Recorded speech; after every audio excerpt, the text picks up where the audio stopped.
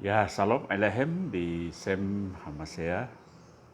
Materi kita saat ini masih berhubungan dengan materi yang lalu, ialah pemahaman tentang 3 hari 3 malam Yesus dalam kuburan. Banyak orang yang menyalahpahami, bahkan menolak bahwa Yesus meninggal 3 hari 3 malam. Mereka menolak dengan catatan bahwa Yesus meninggal hari Jumat sore dan bangkit pada hari Minggu. Itu tidak mungkin 3 hari. Ya, tapi sah-sah saja untuk mereka yang belum memahami konteks pada waktu itu, di mana kejadiannya, kemudian apa yang terjadi untuk orang Yahudi pada 2000 tahun yang lalu. Nah, itu harus kita pahami, ialah bahwa perhitungan waktu untuk orang Yahudi itu dibandingkan dengan perhitungan waktu kita sekarang atau perhitungan waktu yang modern sekarang, itu beda.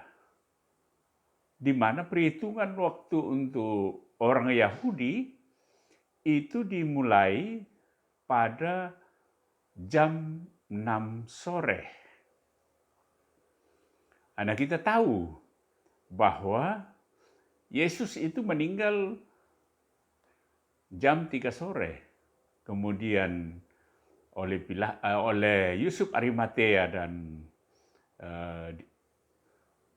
Nikodemus meminta kepada Pilatus untuk menguburkan di kuburannya Yusuf Arimatea, yaitu kuburan yang belum pernah dipakai. Tentunya harus dibalsem dulu, kemudian dikafani dan dikuburkan, dan harus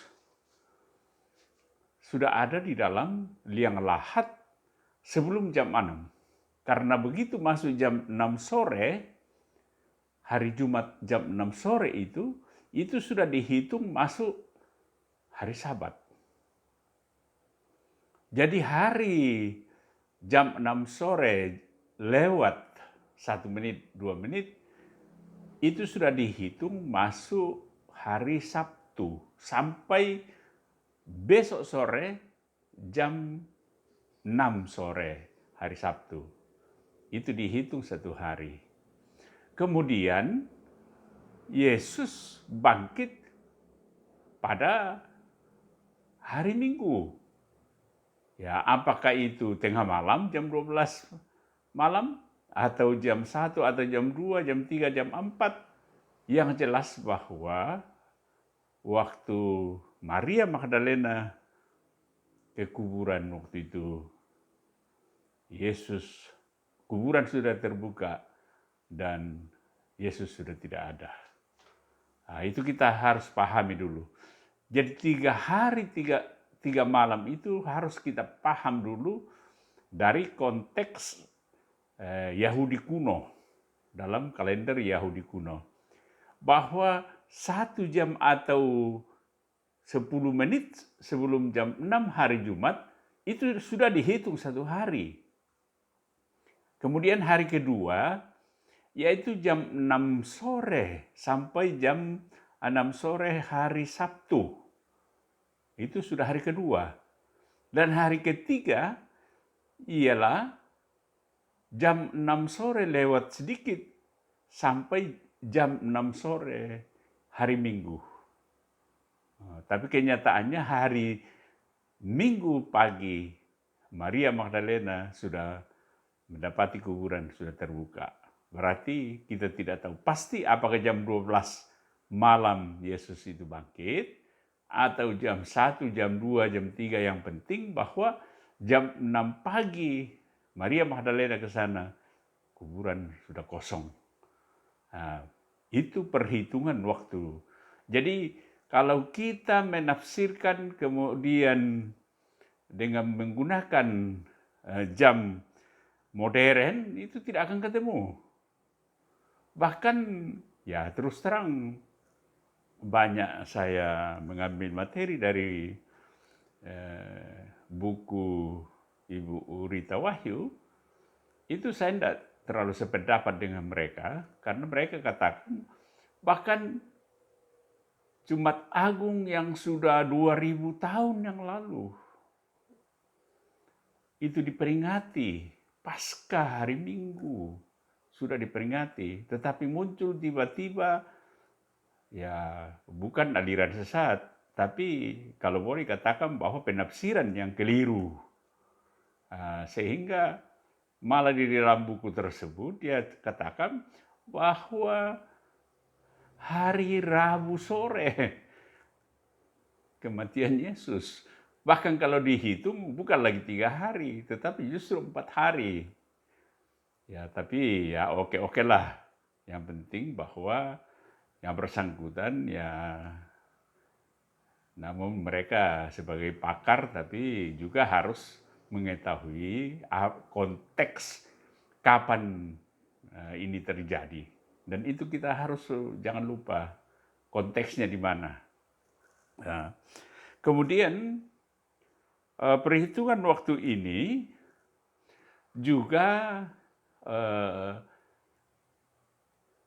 agak sama dengan perhitungan waktu saudara kita NU atau Nahdlatul Ulama, di mana pada waktu mereka melakukan tahlilan, yaitu hari ketiga.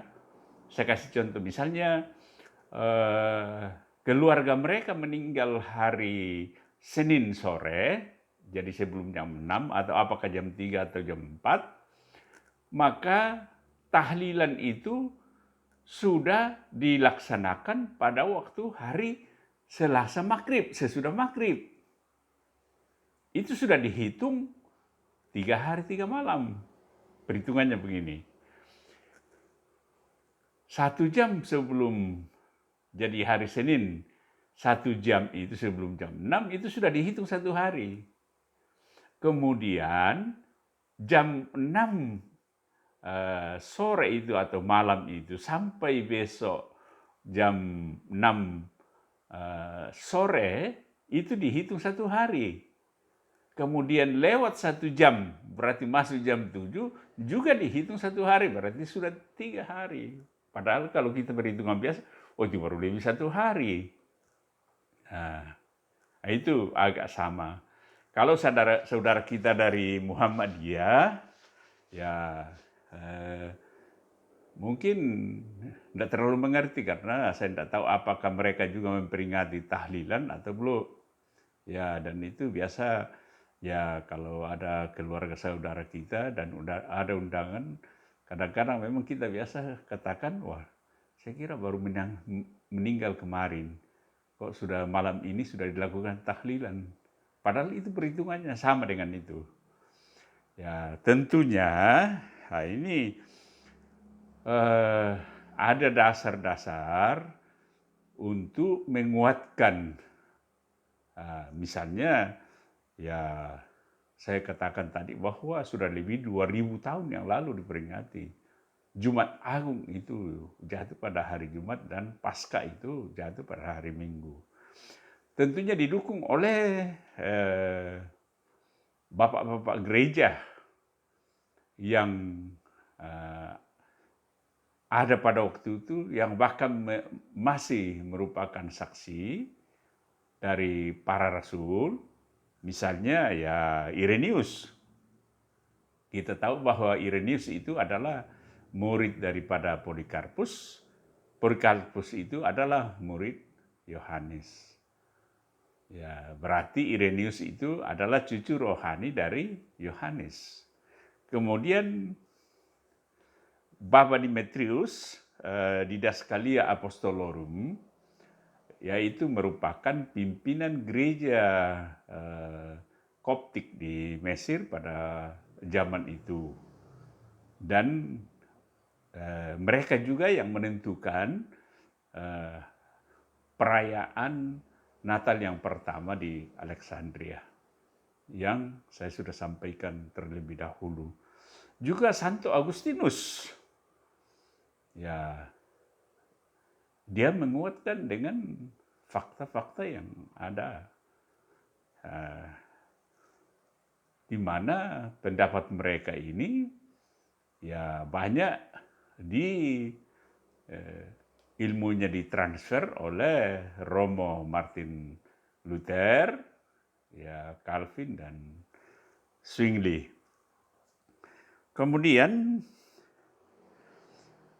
kita ada contoh di sini di mana Pak Bambang Nursena mengutip dari tiga hari 3 malam ini, dia mengambil dari kitab Samuel, yaitu Samuel 30 ayat 12, di mana di situ dikatakan bahwa 1 Samuel 30 ayat 12 sampai 13 disebutkan bahwa ada seorang budak yang ditemukan, dia mengaku sudah 3 hari 3 malam tidak makan.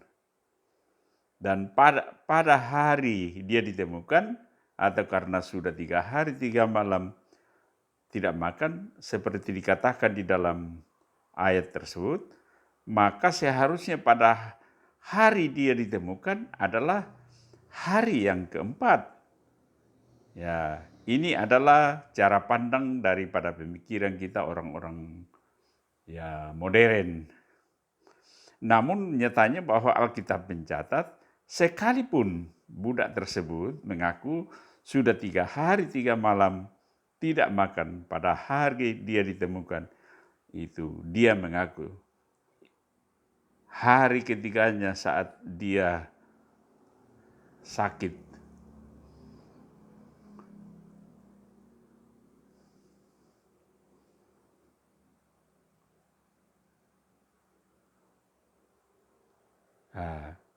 Di mana di sini kita memaknai bahwa perhitungan hari pada waktu Yahudi itu, ya itulah yang saya sudah sampaikan.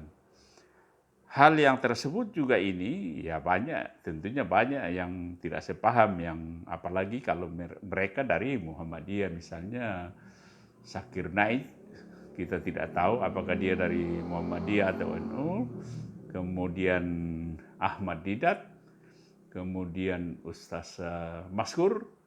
Ya kita lihat dia memberikan komentar bahwa ya memang tidak cukup karena mereka memang tidak memahami hal itu.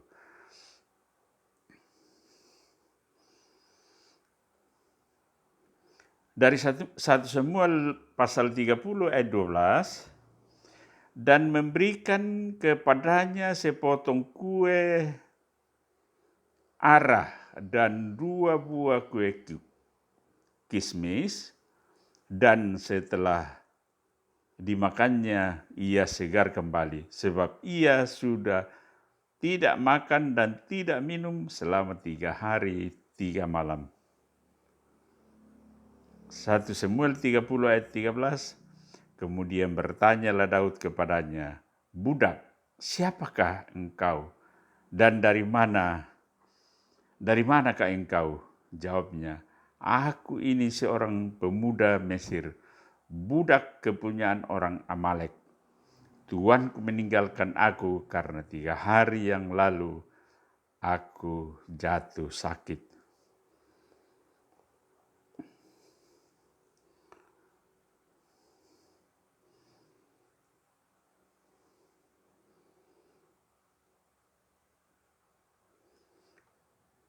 Menyalahpahami catatan Alkitab mengenai 3 hari 3 malam sama dengan menyalahpahami cara perhitungan hari untuk tahlilan dalam Nahdlatul Ulama, di mana perhitungannya saya sudah sampaikan tadi, agar orang yang menyalahpahami ini boleh belajar kembali dan membuka bahwa konteksnya pada 2000 tahun yang lalu, yaitu pada zaman Yesus, bagaimana keadaan di Yahudi pada waktu itu. Menggunakan kalender yang bagaimana. Karena kalau sekarang kita menggunakan kalender Gregorius, yaitu kalender yang dijadikan kalender Masehi, yang merupakan penyempurnaan dari kalender Julian. Jadi ada Julian, ada Gregorius, ada Kapadokia, ada Komaria, ya, dan ada Nisa. Jadi banyak macam kalender. Dan konteksnya yang kita bicarakan ini ialah pada zaman Yahudi kuno. Ya, barangkali itu saja secara singkat saya sampaikan, karena ya dari kalangan kita orang Kristen sendiri banyak yang pertanyakan ya bahwa bagaimana kita memahami 3 hari 3 malam, sedangkan Jumat Agung itu hari Jumat dan Paskah itu atau kebangkitan Yesus itu adalah hari Minggu. Ya, semoga dengan pemaparan materi ini kita sudah memahami, atau kalau mau menggali lebih jauh lagi kita belajar untuk memesan buku-buku asli yang banyak diperjualbelikan di toko-toko buku, bahkan kalau perlu yang sering ke Israel untuk membeli buku-buku yang asli di sana. Barangkali itu saja perlu saya sampaikan. Semoga pemaparan materi ini kita tidak dibimbangkan lagi dengan penafsiran-penafsiran yang ya boleh dikatakan bahwa itu adalah penafsiran keliru, bukan ajaran sesat. Itu saya sampaikan. Salam Alehem Bisem Hamasea. Terima kasih.